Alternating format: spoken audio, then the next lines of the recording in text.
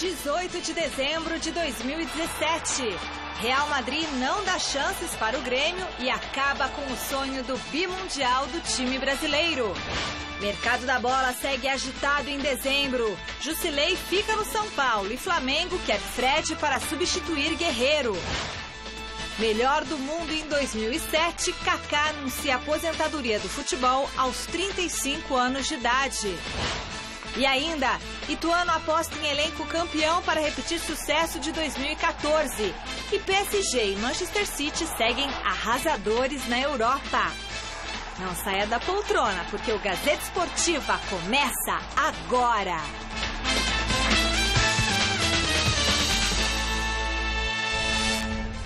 Oi, gente, boa noite. O Grêmio tentou, mas não conseguiu. O Real Madrid foi superior durante os 90 minutos, venceu a equipe do técnico Renato Gaúcho por 1-0. Não foi goleada, não. 1-0. O Grêmio foi bravo.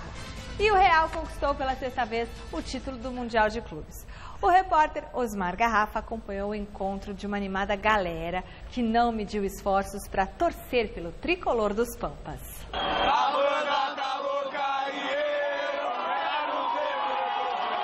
Não pense que estamos em Porto Alegre ou em alguma cidade do Rio Grande.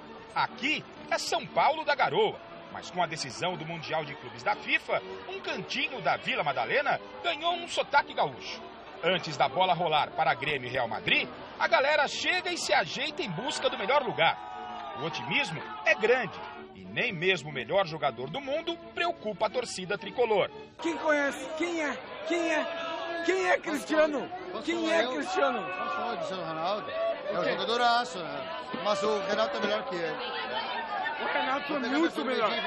Renato é muito melhor. Entre tantos gremistas, não é que encontramos um colorado, ou melhor, uma colorada. Sou colorada de amor, de paixão, meu coração é vermelho, mas eu tô hoje pelo Brasil e tô com a camiseta do Grêmio, prestigiando um amigo meu que me deu, mas eu tô secando e eu tô torcendo pro Real Madrid.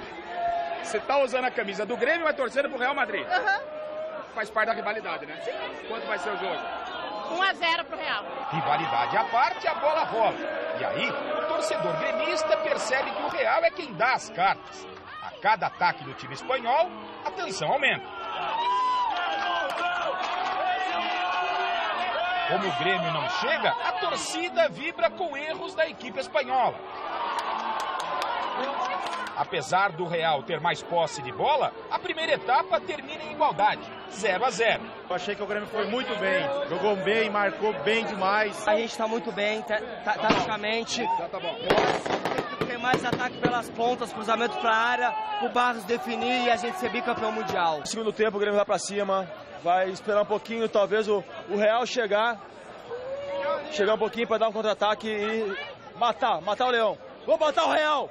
Vamos matar o Real Madrid! Apesar do otimismo da galera, o segundo tempo não começa bem para o Grêmio.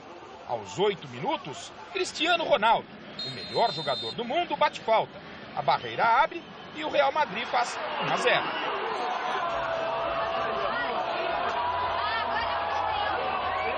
Após o gol espanhol, a tensão aumenta, pois o Grêmio não dá sinal de que pode reagir. E o bimundial vai ficando cada vez mais longe.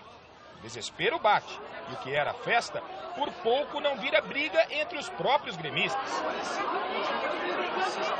E aos 48 do segundo tempo, o jogo chega ao fim. E mais uma vez, Real campeão do mundo. E aos gremistas, fica a sensação de que 2017, mesmo sem o bimundial, foi um ano para se comemorar. Eu acho que dava para ser soldado um pouquinho mais, mas o Renato, ele sabe o grupo que ele tem na mão. Quando ele botou o Everton e o Jael, ele sabia as peças que entraram no mesmo jogo da Libertadores, mesmo formato, eles foram bem. Mas eu acho que foi bom, cara, foi bom. Fica um ano bom pro Grêmio, enquanto isso tem gente chorando há mais de um ano na Série B. O ano foi incrível pro Grêmio. Tipo, tricampeão da Libertadores, segundo lugar do Brasileiro, jogando praticamente o campeonato inteiro com o time reserva. E o ano foi incrível. Infelizmente não deu o Mundial, mas a gente perdeu com honra. Grande noite para você que acompanha o Gazeta Esportiva. Foi digno. Perdeu por 1-0 com um gol de falta, cuja bola passou por entre a barreira. Então, para quem imaginava a possibilidade de uma goleada do Real sobre o Grêmio e pelo volume de jogo, pela posse de bola, poderia ter acontecido. Foi digno o resultado, mas esperava-se um pouco mais do Grêmio ou um pouco mais do que é considerado o melhor time do Brasil. Quer dizer, o que não é nem culpa do Grêmio, é culpa do nosso pobre futebol aqui. Essa é a questão. Existe uma disparidade muito grande de time, se você comparar um time com o outro. Então, ter perdido por 1-0 só nas circunstâncias que foi, não é para se lamentar, não. O Grêmio sai de cabeça erguida. Agora, isso mostra a discrepância, né, de qualidade no que se joga lá e o que se joga aqui. O Grêmio não foi capaz de chutar uma bola a gol. Teve um chute do Edilson e bola parada ainda por cima. Muito pouco, muito pouco, muito pouco.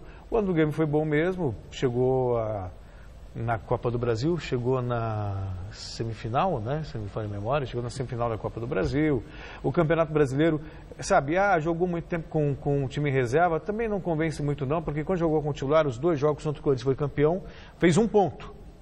Né? Quer dizer, então, tem muito também de uma desculpa já arrumada, priorizou outra competição, outra, mas, enfim, o ano foi bom mesmo. Ser vice-campeão mundial e perder na final para o Real Madrid com Cristiano Ronaldo, diferentemente do que pensa, rapaz, quem é Cristiano Ronaldo? Simplesmente um dos melhores jogadores da história.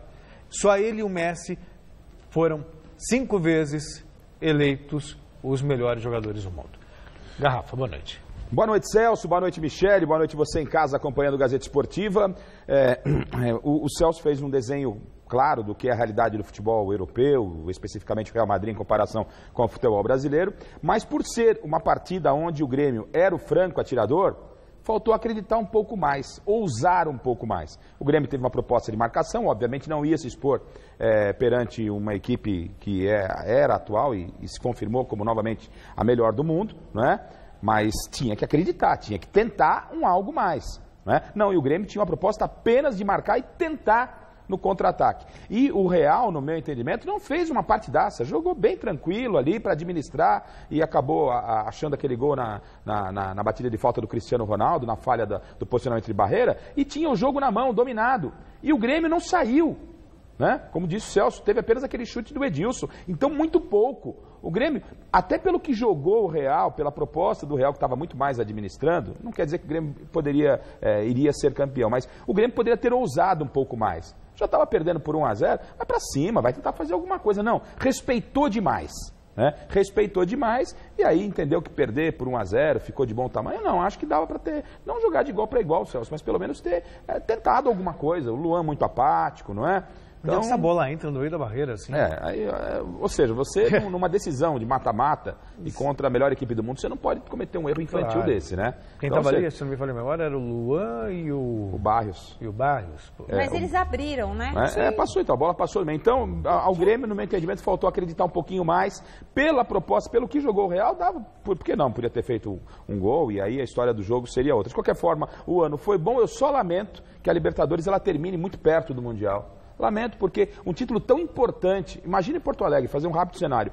Porto Alegre, há 15 dias atrás, metade era uma festa dos gremistas em cima dos colorados.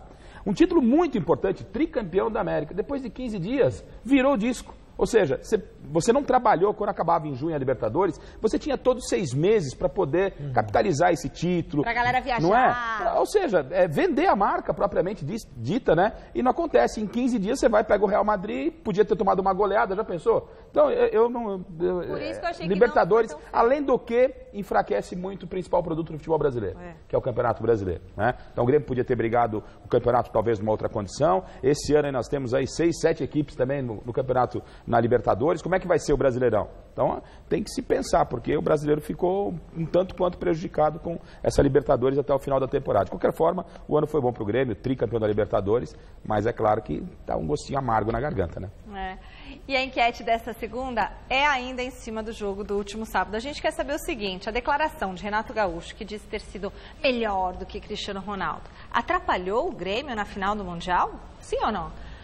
Eu acho que não, né, gente? Não, nada a ver. O Cristiano Ronaldo nem ligou. Cristiano Ronaldo, ele decidiu. Ele fez o que é esperado ele deu uma dele. entrevista depois do jogo, eu estou até acompanhando.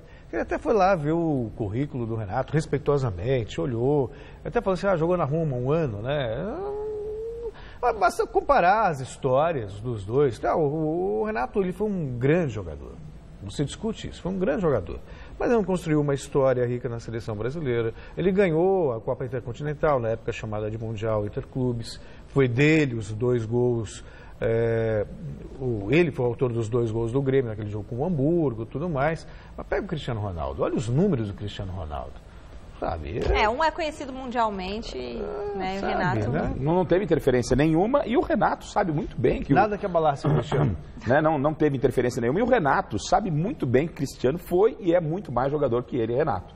Ele tirou o foco. Ele tirou o foco, obviamente, não é? Ou seja, estamos aqui fazendo uma enquete sobre isso, discutiu muito isso. O Cristiano Ronaldo falou sobre isso na coletiva. E tirou um pouco o peso do... Ele tirou um pouco do peso. O Renato é macaco velho. Macaco velho nessa história aí, jogou essa semente aí, tá todo mundo falando. O próprio Cristiano Ronaldo. Então, foi uma boa sacada do Renato. O Renato é um cara inteligente, sabe que foi um grande jogador, é o maior ídolo e merecia a tal da estátua lá no estádio. Acho que merece pelo que fez com o Grêmio, mas ele sabe que o Cristiano é diferenciado. E outra coisa, poderia até mexer com o brio.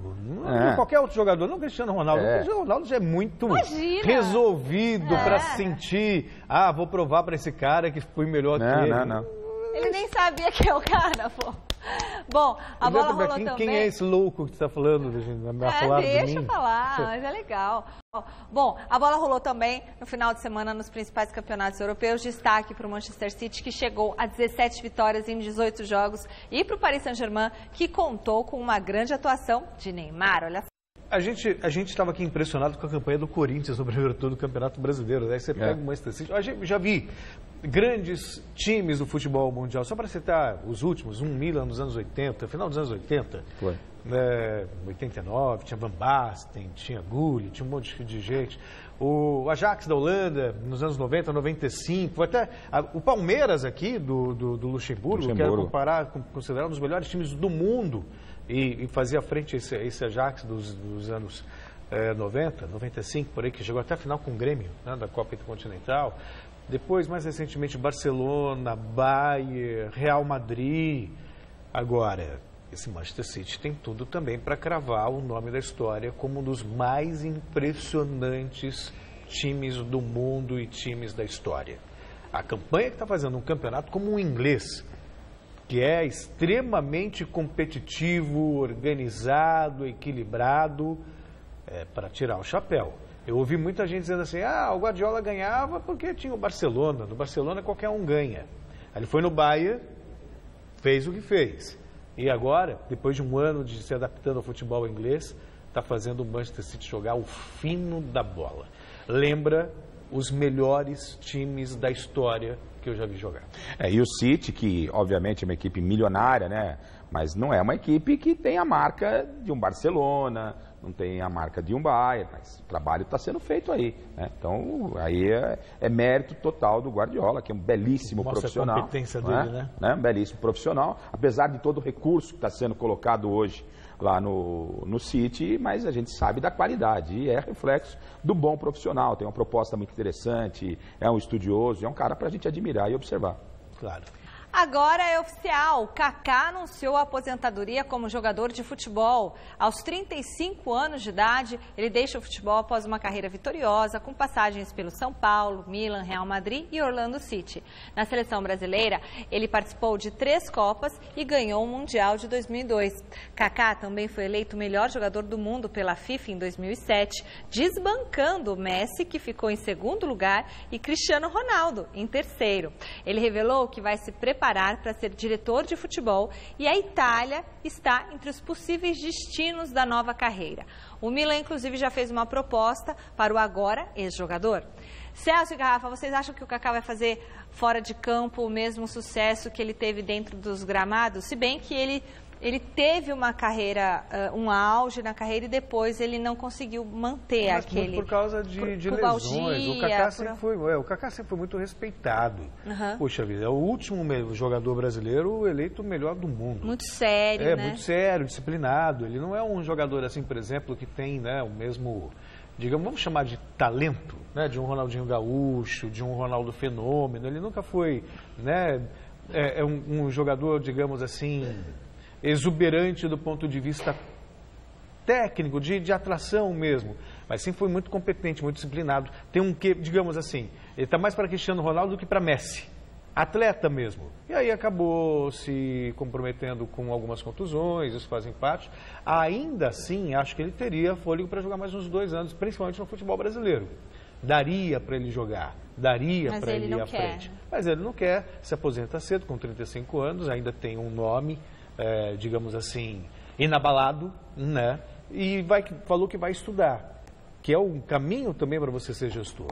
Então ele já tem experiência de campo, tem a credibilidade, estudando, tem tudo e já tem até proposta, né? Exatamente. E o Kaká é desculpa, Celso, o Kaká é um cara extremamente inteligente, é um cara que sabe o que quer, mas daí a você dizer que ele vai fazer o mesmo sucesso nessa parte de gerenciamento, como foi dentro de campo, não dá pra gente dizer, porque é uma outra circunstância, mas que ele pode se preparar e ele tem qualidade para isso, não tenho nenhuma dúvida.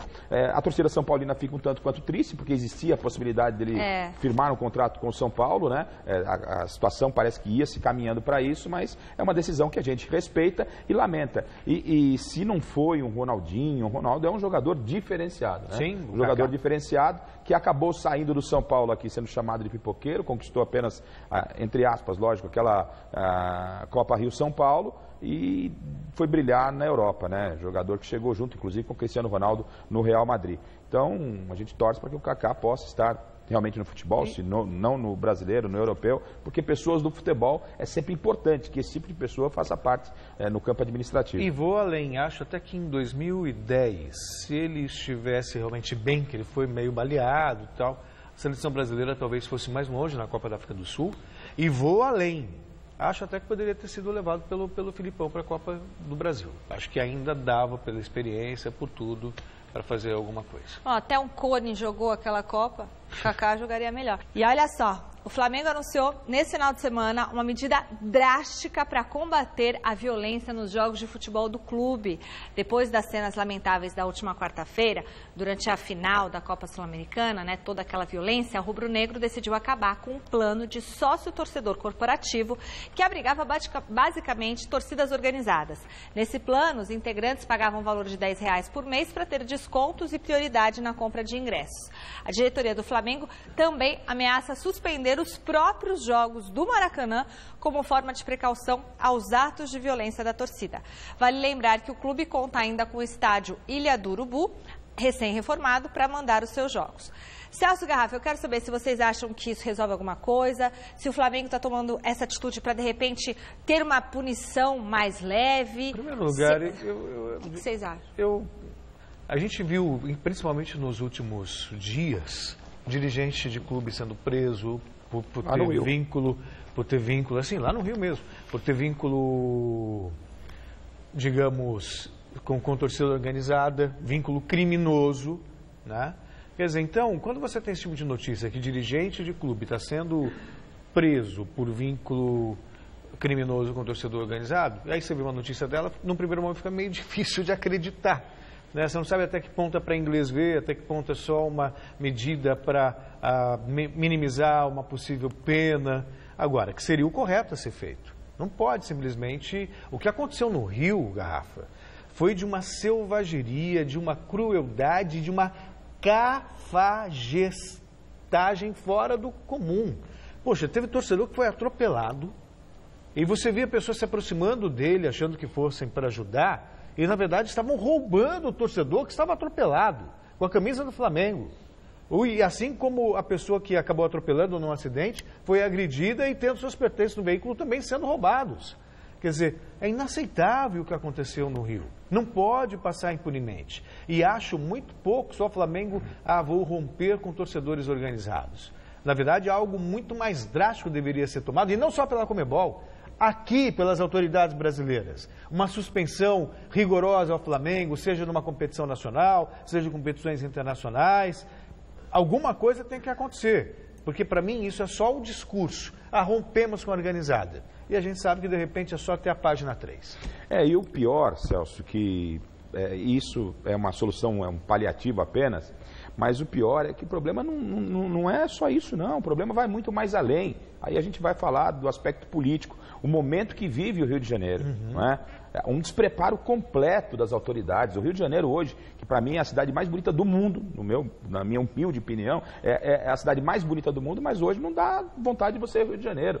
Lá está uma guerra civil e não sei se logo aqui a gente não vai viver isso aqui em São Paulo também. Ou seja, as autoridades, a polícia totalmente está despreparada, não tem como combater a criminalidade, né? Não tem como combater a criminalidade. Os armamentos dos bandidos hoje lá no Rio de Janeiro são infinitamente superiores ao que é distribuído da polícia. O funcionalismo público lá está sem receber, enfim. O Rio está largado.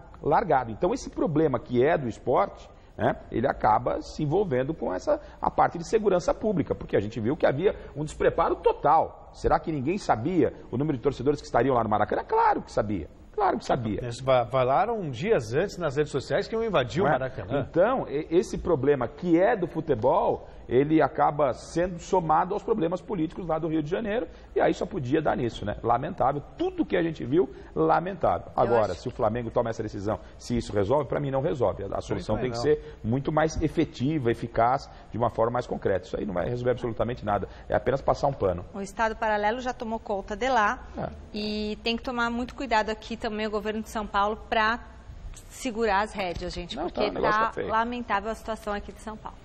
O assunto agora é a Copa São Paulo de Futebol Júnior, que começa no dia 2 de janeiro, com 2 títulos no currículo, um em 1972 e outro em 1988. O Nacional da capital está se preparando para fazer uma boa campanha, mesmo sabendo das dificuldades para brigar pelo título da competição.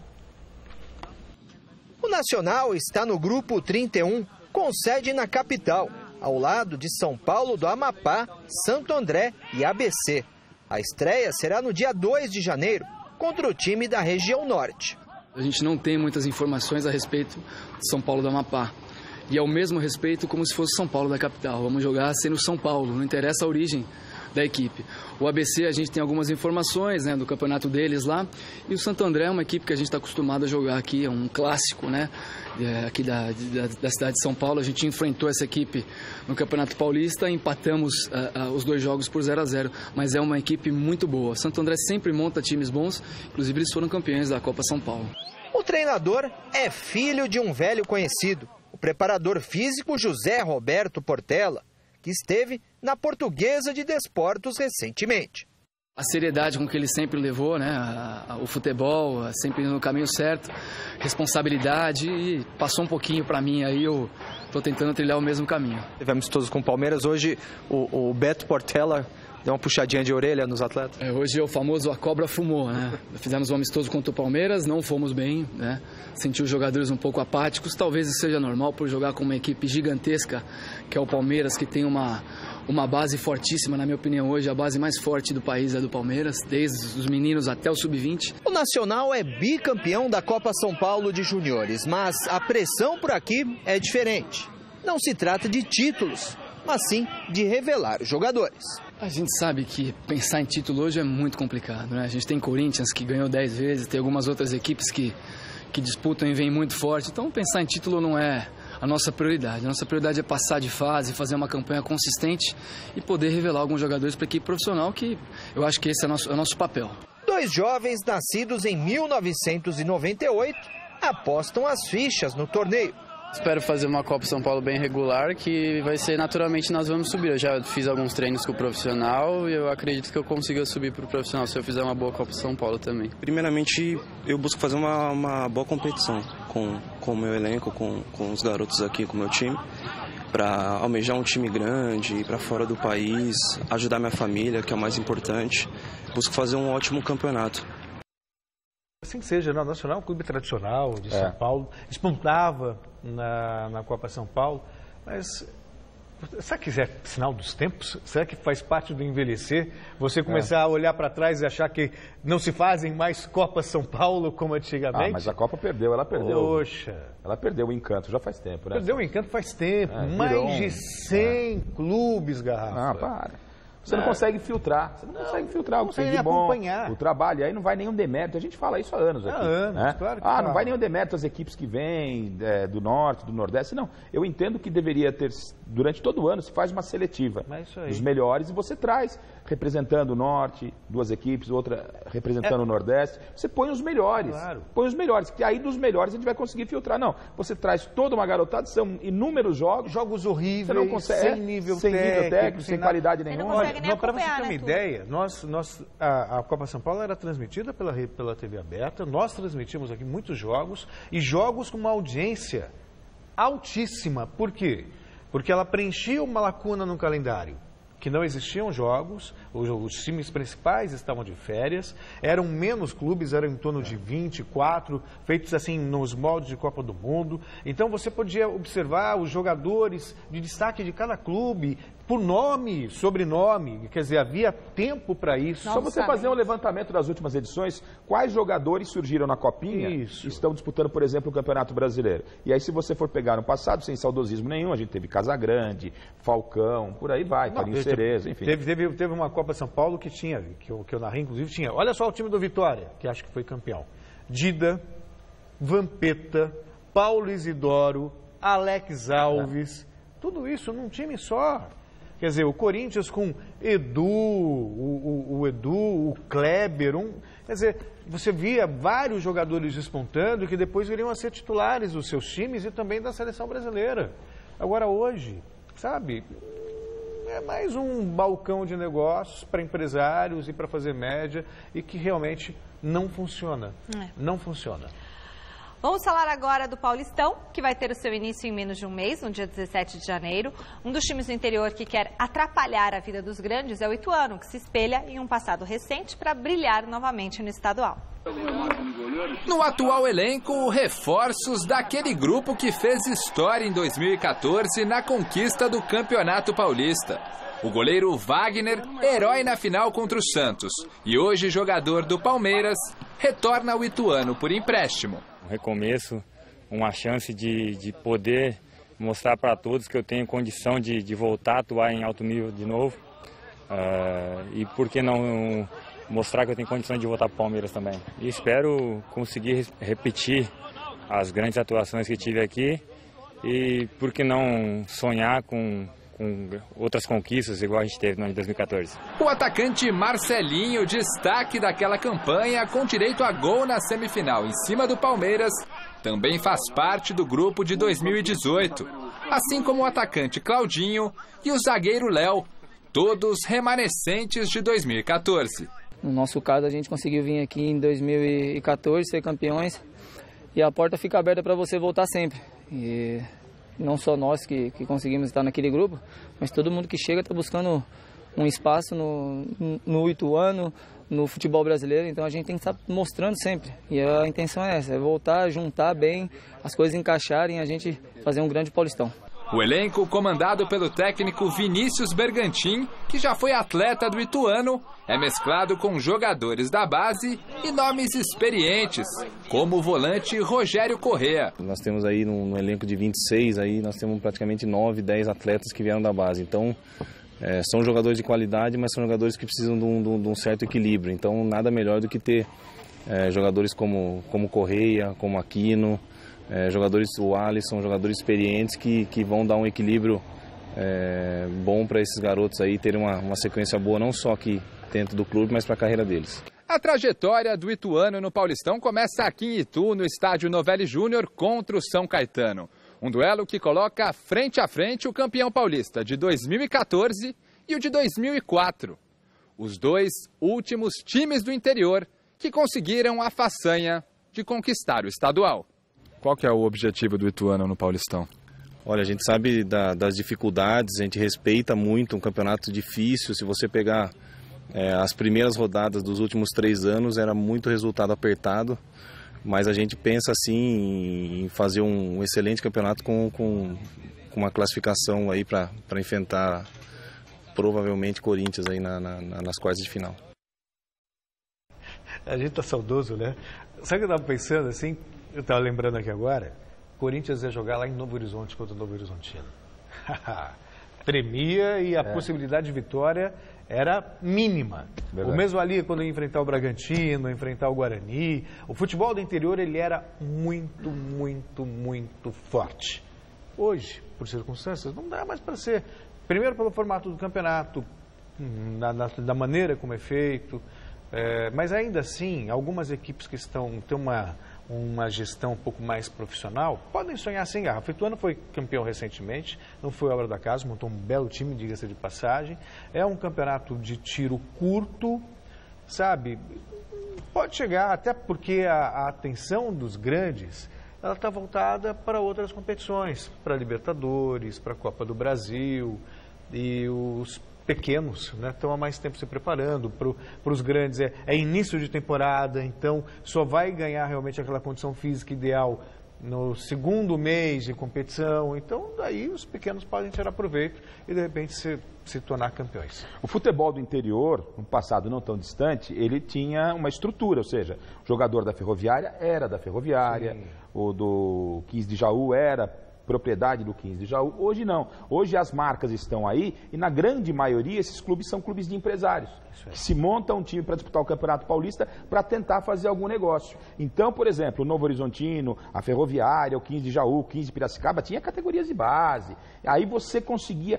Terminava um Paulistão, quem foi? Quais foram os destaques? Vinham jogar nos grandes clubes da capital. Lembra do Rio Branco? Marco Senna, Marcelinho Paraíba. União São João de Araras, Roberto Carlos, enfim. Não é? Isso não acontece mais. Conceição. Ou seja, é montado um time especificamente para o campeonato e aí tem um empresário, um grupo de empresários patrocinando aquela equipe e aquela situação. Então a gente já perde a revelação do talento na Copa São Paulo. A gente perde a revelação de talentos com esse formato do campeonato regional, da forma que está, um campeonato curto, né? Eu sou defensor do campeonato regional, mas do jeito que está, a situação ela fica um tanto complicada. Em São Paulo ainda temos um campeonato regional que ainda mexe com interesse, mas nos outros estados é fadado ao insucesso, praticamente não existe.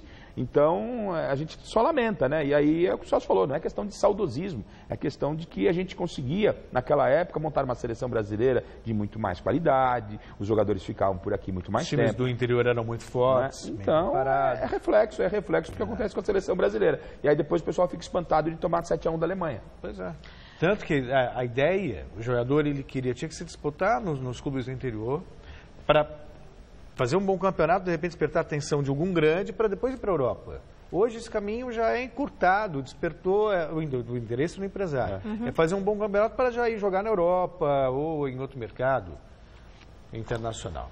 Pois é, Celso. Bom, a pista de atletismo do Conjunto Desportivo Constâncio Vaz Guimarães, no Ibirapuera, foi palco de mais uma festa que reuniu cerca de 1.000 jovens e crianças na 24ª edição da São Silvestrinha. Veja na reportagem de Alexandre Silvestre.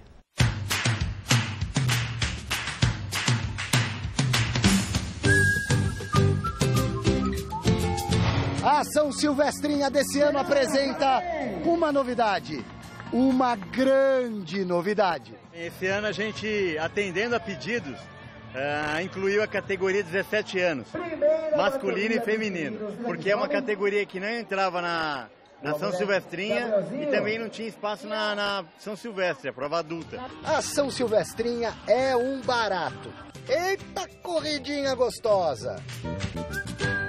Centenas de crianças a partir dos 6 aninhos e jovens tomando conta da pista de atletismo do Ibirapuera.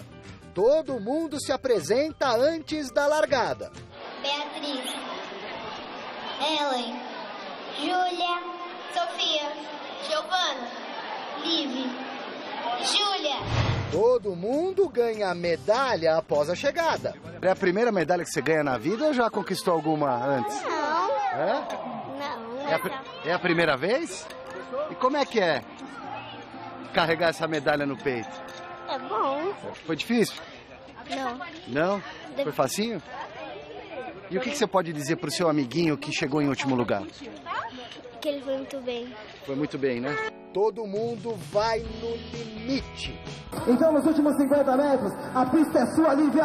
Vai lá, Lívia. Vai lá, minha querida. Vai lá, lindona. Boa, Lívia. Mas nem todo mundo fica cansado igual. A bochecha doeu. A bochecha doeu? Não foi a perna nem o pé? Saúde, esporte, lazer, minimizando limitações físicas, aproximando diferenças. Você nasceu no Brasil? Não, eu nasci em Líbia. E veio para o Brasil com quantos anos? Com os 9 anos. Você tem quantos hoje? Tenho 12. Gosta sempre de correr, a primeira experiência? É. É a primeira vez? A primeira vez. O que você sente quando você corre? Meu coração está acelerado, mas estou muito feliz por correr aqui. Olha aí o sósia do Usain Bolt, disparando para outra vitória. Imitando o ídolo que um dia foi criança. Você quer ser atleta quando crescer? Quero ser... eu penso que eu quero ser o Bolt, cara, que eu gosto dele. Aí, meu pai tá me treinando pra ir nas corridas. Minha mãe me dando comida, meu irmão. Você já ganhou quantas corridas aí ao longo da sua curta carreira, por enquanto? 43. Quantas? 43. Você tá brincando? E o que você sente quando você tá disputando uma competição? Eu me sinto igual um choque, assim, meu pai me dá um negócio, aí que eu tô me sentindo um choque. Atenção, menino. Tchau, Feliz Natal, Feliz Ano Novo, hein? A gente se vê por aí, garoto. Tchau.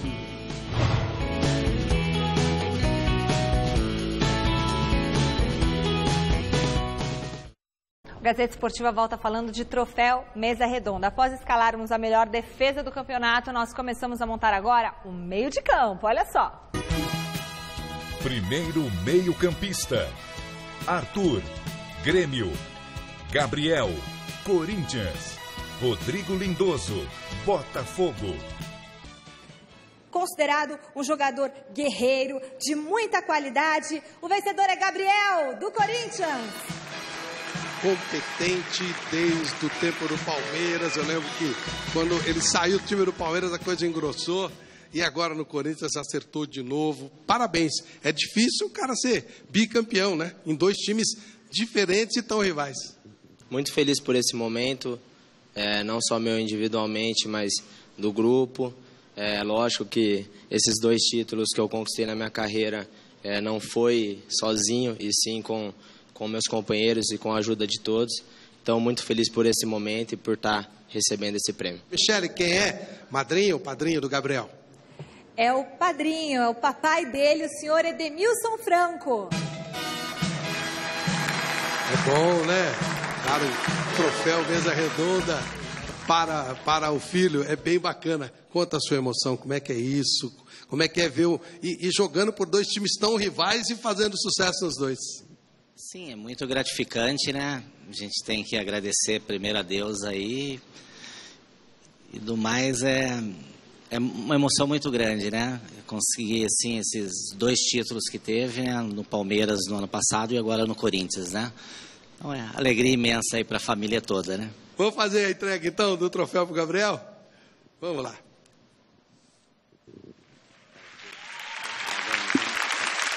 Muito obrigado aos 2. Continuamos a falar do Corinthians. Nesta segunda-feira, o clube ganhou mais um candidato à presidência para a eleição que acontece em fevereiro. Veja.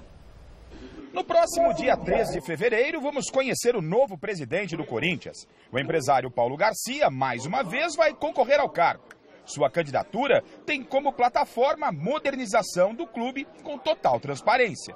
O clube precisa, na grande realidade, ser profissionalizado, ter regras claras para tudo aquilo que for feito, como numa empresa. E ter um portal de transparência, que são as contas macros, não esse negócio de fazer reunião filmada, ao vivo, que isso não existe. Se eleito, Paulo Garcia vai receber um time que teve um ano extremamente vitorioso, campeão paulista e brasileiro.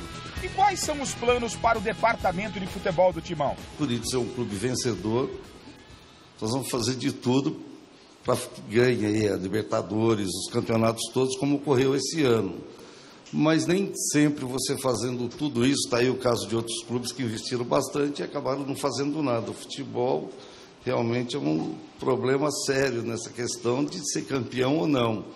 O investimento, que eles fez um baixo investimento e acabou tendo um resultado surpreendente realmente. Agora vamos tentar manter isso. Na chapa de Paulo Garcia, 2 ex-diretores da atual administração. Emerson Piovesan, do Departamento Financeiro, e Flávio Adalto, que até semana passada era diretor de futebol do Corinthians. A troca de posição política foi explicada com simplicidade. O partido Corinthians, só que pegado num determinado momento, eu me sentiria constrangido em prosseguir se eu tinha uma visão de gestão. Minha preocupação era a gestão. O Roberto fez uma boa gestão e eu acho que o Paulo pode fazer uma gestão melhor. Paulo Garcia fez questão de afirmar que, se for eleito, o irmão e empresário de atletas, Fernando Garcia, não terá mais nenhuma relação comercial no clube. Eu acho que comigo, por exemplo, pode ser até lícito, mas eu acho imoral. Comigo eu não vou ter relação nenhuma com o Fernando, porque é um negócio que todo mundo, isso vai dar margem a que todo mundo fale, desconfie de alguma coisa. Apesar do Fernando ser bem íntegro, é meu irmão, não é porque é meu irmão não, conheço desde o dia que nasceu, mas eu não acho isso legal. E agora vamos às principais notícias do mercado da bola no nosso Vira Casaca.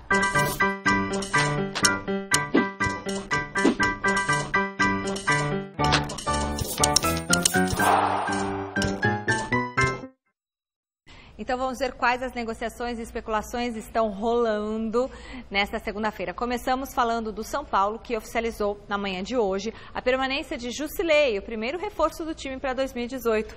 O tricolor pagou 1 milhão de euros para o Shandong Luneng e assinou um contrato de 4 anos com o volante. Até entendo, né, quando você diz, né, que o primeiro reforço, mas na verdade já estava, né, então espera-se mais do São Paulo, mas pelo menos manteve o Jusilei. Acho que o São Paulo não empolgou, o São Paulo não, como diz Vanderlei Nogueira, não arrancou suspiros, mas a manutenção da base, que lutou para não cair no Campeonato Brasileiro, mas com uma sequência de trabalho do Dorival, pode dar melhores frutos, mais resultados nessa temporada, Garrafa. Se você mantiver essa base, você fizer um enxerto, trouxer outros jogadores, aí o São Paulo pode realmente, o torcedor são paulino pode esperar um ano melhor do que foi esse, que foi um ano muito sofrido. Então, quando você evita perder peças importantes, o Jusilei foi uma peça importante, dá para se considerar, talvez se não, como reforço, mas assim, o Dorival fica obviamente satisfeito, porque se você ganha uma peça, você já tem outra de reposição, enfim. Só chega para fazer ajuste. Exatamente. Né? O Flamengo está à procura de um atacante para substituir Paulo Guerreiro, suspenso pela FIFA por doping. O nome que mais agrada a diretoria rubro-negra é o de Fred, artilheiro que está no Atlético Mineiro. O novo presidente atleticano, Sérgio Sete, Câmara tem em sua mesa um documento formalizando uma proposta pelo camisa 9 do Galo. Embora o Fred não tenha jogado muita coisa nessa temporada. É o Fred. Opa. Sabe fazer gols, tem uma outra motivação. O Atlético Mineiro, até por culpa do Flamengo, não, culpa do Flamengo não, o Atlético Mineiro tem total responsabilidade por ter ficado fora da Libertadores América. Mas ainda tinha uma esperança caso o Flamengo ganhasse a Copa Sul-Americana. O Flamengo não ganhou, o Atlético não vai disputar a Libertadores. Por Fred, pode ser interessante. Ainda mais com o Guerreiro, Garrafa, que vai ficar aí, né? Esse problema todo do Guerreiro, não. Seria uma belíssima... Então ele vai chegar e vai jogar. Vai chegar e vai jogar. Uma belíssima contratação, ela se confirmando por parte do Flamengo, não é? O Fred hoje cabe em qualquer equipe de futebol brasileiro. Ao Rio, conhece. Fred cabe. E é um belíssimo jogador dentro da realidade hoje do nosso mercado. Ele, repito, seria reforço para qualquer equipe do futebol brasileiro. Qualquer equipe. Falando no Clube Mineiro, o Atlético confirmou nesta segunda contratação por empréstimo do atacante Eric, que estava no Palmeiras, contrato por uma temporada. O Eric, né, não vai deixar saudades no Palmeiras. Para o Atlético também vai ser coadjuvante, não vejo o Eric chegando assim para... Não é nada bombástico, nada que também o torcedor do Atlético Mineiro vai agora... chegou o Eric, já vou comprar o ingresso para a estreia... Não é por aí. Está ganhando mais uma oportunidade. É isso aí. Veio o badalado do Goiás para o Palmeiras, esperava muito do Eric e não vingou. Por falta de oportunidades, opção ou não do treinador, mas não vingou, isso é real. Agora vai para o Galo. é uma equipe de ponta do futebol brasileiro. Então são jogadores que acabam ganhando uma nova oportunidade, é uma nova chance, sorte para o Eric, mas não vejo, o Atlético, olha que beleza, como disse, contratou o Eric. Né? Pelo que jogou na temporada e pelo jogou pelo Palmeiras, não anima em termos de contratação. E o Palmeiras vai esperar o lateral direito Rafinha, o jogador do Bayern de Munique, tem contrato com os alemães até julho do ano que vem e vai decidir o futuro em janeiro. O brasileiro tem algumas opções para analisar, proposta para renovar com o Bayern por mais 2 temporadas, voltar ao Brasil no meio do ano, quando termina o seu contrato, ou conversar com o seu atual clube para ser liberado no começo de 2018. Essa seria, Celso, para mim, a melhor contratação do Palmeiras. Se ela se confirmar. Porque o Palmeiras, com todo esse recurso financeiro que tem, ele sai, vai fazendo as compras. Aí ele quer o Scarpa, já tem o Lucas Lima, se deixar ele compra mais 4 camisas 10, e aí o futebol não é feito dessa forma. Você tem que montar um elenco, saber aonde estão as carências, não é verdade? Quem você vai perder. Não é isso, você distribuir esse recurso financeiro de uma forma adequada dentro da necessidade do elenco. Não é comprar de baseado. Não adianta sair comprando simplesmente por comprar, mesmo que sejam jogadores qualificados. Né? Porque você acaba criando problema dentro do vestiário. Isso aí. Ainda mais com a cultura do futebol brasileiro. O cara chega hoje, o jogador faz biquinho quando vai para o banco de reservas. Então, a lateral direita, você traz um cara como Rafinha, para mim, de tudo que o Palmeiras contratou e pensa em contratar, essa seria uma belíssima contratação. O ideal mesmo, né, Garrafa, para qualquer planejamento, e o Palmeiras, pelo menos o discurso que é vendido, é de um clube que vai ser organizado, com condições financeiras para fazer com que o Palmeiras ganhe tudo que tenha pela frente. Ok. Mas aí o trabalho ele começa a ser bem feito quando você pensa 2 jogadores bons para cada posição. Não é? Então, de repente, fechar o Rafinha, claro que ele tem proposta para renovar com o Bayern. O Bayern é difícil. Já está adaptado, está na Alemanha. Primeiro mundo, melhor futebol. Aí. O jogador acho que pensa, poxa, será que vale a pena deixar aqui onde estou adaptado, num clube como o Bayern, para chegar no Brasil com fama de salvador da pátria, quando não perder, depende do que perder, vai vão me caçar, vão fazer aquilo, né? Aí o Alexandre Matos vai ter que jogar muita conversa para o Rafinha topar.